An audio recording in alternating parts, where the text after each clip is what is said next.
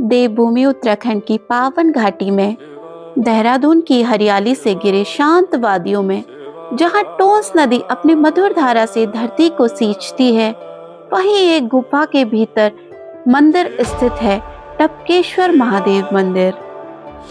मंदिर के पास तमसा नदी बहती है, शांत, निर्मल, लेकिन कभी कभी वह भी अपना रौद्र रूप दिखा देती है। सितंबर 2025 की वह रात, जब देहरादून सो रहा था, अचानक आसमान फटा, बादल बरसे और पहाड़ों से मौत की तरह उतर आया भयंकर सैलाब।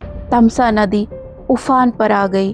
तेज पानी, मलबा और डर, सब कुछ टपकेश्वर महादेव की ओर बढ़ रहा था। मंदिर का गर्भगृह, जहां शिवलिंग विराजमान है, वह सुरक्षित रहा। गुफा, शिवलिंग और महादेव का स्थान, सब कुछ जैसे किसी अदृश्य शक्ति ने बचा लिया हो।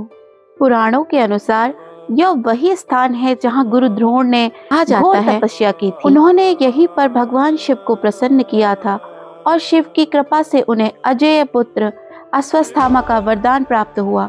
आज भी माना जाता है कि इस गुफा में बैठकर की गई प्रार्थना सीधे कैलाश तक पहुंचती है। जो लोग सीढ़ियां चढ़ने में असमर्थ हैं, उनके लिए यह सफेद रंग की लिफ्ट भी लगी हुई है।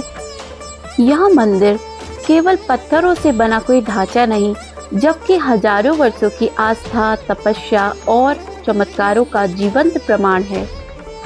इस मंदिर का नाम टपकेश्वर इसलिए पड़ा क्योंकि यहाँ एक प्राकृतिक गुफा के भीतर स्थित शिवलिंग पर छत से निरंतर जल की बूंदें टपकती रहती हैं। इसी कारणवश इसे टपकेश्वर महादेव कहा जाता है और इसे टपकता हुआ शिवलिंग भी कहा जाता है। न कोई पाइप, न कोई व्यवस्था, बस पहाड़ की गोद से रिश्ता हुआ जल जो स्वयं शिव का अभिषेक करता है। आज भी माना जाता है कि इस गुफा में बैठकर की गई प्रार्थना सीधे कैलाश तक पहुंचती है। प्राचीन समय की बात है, जब देहरादून की धरती आज जैसी नहीं थी। चारों ओर घने जंगल, शांत पहाड़ और उनके बीच एक पवित्र गुफा। कहा जाता है उन दिनों उस गुफा में जो बूंदें शिवलिंग पर टपका करती थी, वह जल नहीं, दूध हुआ करती थी।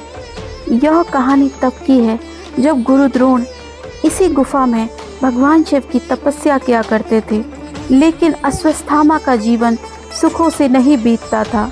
गुरु द्रोणाचार्य अत्यंत साधारण जीवन जीते थे। घर में दूध तक उपलब्ध नहीं होता था।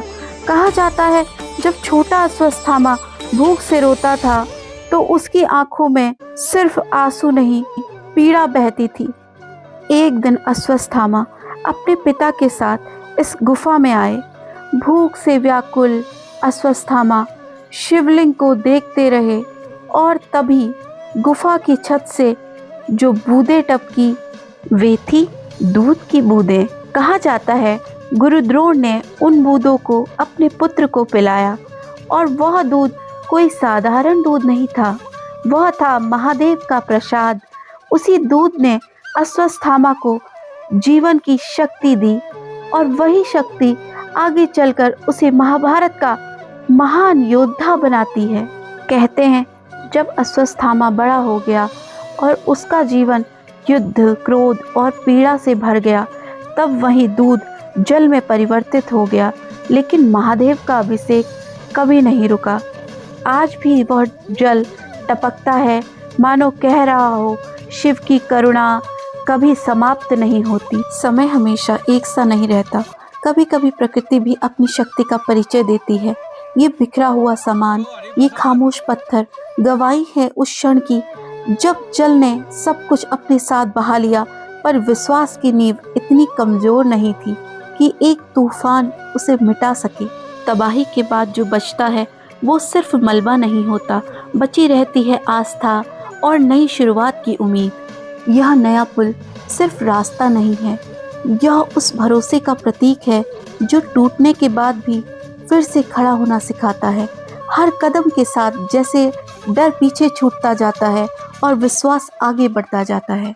आइए अब मैं आपको लेके चलती हूँ गोवर्धन पर्वत की ओर, और ठीक यहीं गोवर्धन की छाया में हमें याद दिलाया जाता है कि जब अहंकार बढ़ता है तब ईश्वर स्वयं आगे आ जाते हैं। जब इंद्र का अभिमान बरसा तब कान्हा ने अपनी छोटी सी उंगली पर पूरे गोवर्धन को उठा लिया। संदेश साफ था, शक्ति में नहीं विश्वास में ईश्वर बसते हैं। आइए अब मैं आपको लेके चलती हूँ एक ऐसी पवित्र और चमत्कारी गुफा के भीतर जहाँ हर कदम पर आस्था बोलती है और जहाँ स्वयं महादेव की छाया में माता वैष्णो देवी का वास माना जाता है। जैसे ही हम इस गुफा के अंदर प्रवेश करते हैं, हवा में एक अलग ही कंपन महसूस होती है, मानो कोई अदृश्य शक्ति हमें अपने आंचल में समेट रही हो।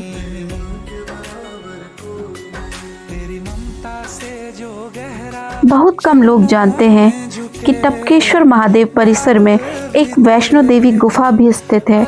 यह गुफा मुख्य शिव मंदिर से थोड़ी दूर पर है। बिल्कुल जम्मू की वैष्णो देवी गुफा जैसी अनुभूति देती है। मान्यता है कि जब माता वैष्णो देवी महिषासुर और अन्य असुरों से युद्ध के बाद उत्तर भारत में भ्रमण कर रही थी, तब उन्होंने कुछ समय के लिए देवभूमि के इस स्थान पर विश्राम किया था। कहा जाता है माता ने यहाँ गुप्त रूप से वास किया और बाद में यह स्थान एक छोटी गुफा के रूप में प्रकट हुआ। इस गुफा में माँ वैष्णो देवी के 3 रूपों की झलक मानी जाती है। माँ महाकाली, माँ महालक्ष्मी, माँ महासरस्वती। दोस्तों, जिस तरीके से आज मैंने आपको टपकेश्वर महादेव के दर्शन कराए और वैष्णो देवी गुफा के दर्शन कराए, इसी तरह आगे भी मैं आपको और मंदिरों के दर्शन कराती रहूँगी।